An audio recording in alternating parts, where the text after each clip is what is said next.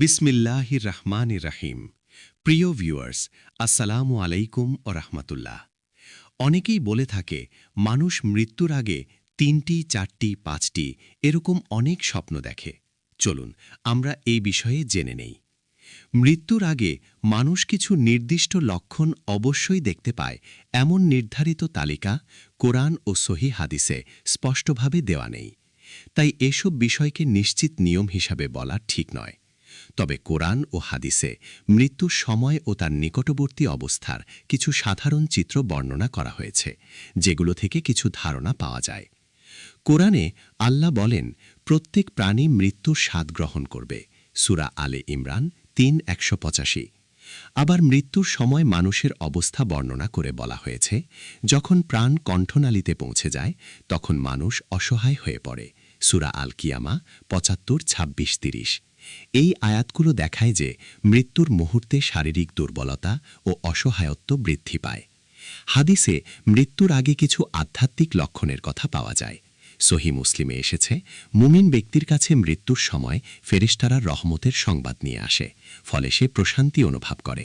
অন্যদিকে পাপিষ্ঠ ব্যক্তি ভয় ও অস্থিরতার মধ্যে থাকে। কিছু আলেমের ব্যাখ্যায় নিম্নলিখিত লক্ষণগুলো উল্লেখ করা হয়, যদিও এগুলো সবার ক্ষেত্রে একরকম নাও হতে পারে। ১. অন্তরের পরিবর্তন। মৃত্যুর কাছাকাছি সময়ে অনেক মানুষের অন্তরে দুনিয়ার প্রতি অনাগ্রহ এবং আখিরাতের প্রতি আকর্ষণ বাড়ে। সে তওবা করতে চায়, আল্লাহকে বেশি স্মরণ করে। ২. ভালো বা খারাপ অনুভূতি। হাদিস অনুযায়ী মুমিন ব্যক্তি মৃত্যুর আগে শান্তি ও আল্লাহর সাথে সাক্ষাতের আকাঙ্ক্ষা অনুভব করে, আর কাফির বা গুনাহগার ব্যক্তি ভয় ও অস্থিরতা অনুভব করে। ৩. বিশেষ অবস্থা বা দৃশ্য দেখা। কিছু বর্ণনায় এসেছে মৃত্যুর সময় মানুষ ফেরেশতাদের দেখতে পায়, যদিও এটি সাধারণ মানুষের চোখে দৃশ্যমান নয় এবং এটি গায়েবের বিষয়। ৪. শারীরিক লক্ষণ। দুর্বলতা, শ্বাসকষ্ট, কথা বলতে অসুবিধা।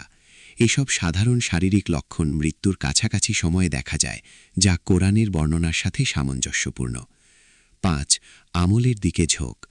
অনেক মানুষ শেষ সময়ে নামাজ, দোয়া, কোরআন তিলাওয়াতের দিকে বেশি মনোযোগী হয়ে পড়ে। এটিকে ভালো পরিণতির আলামত হিসেবে ধরা হয়।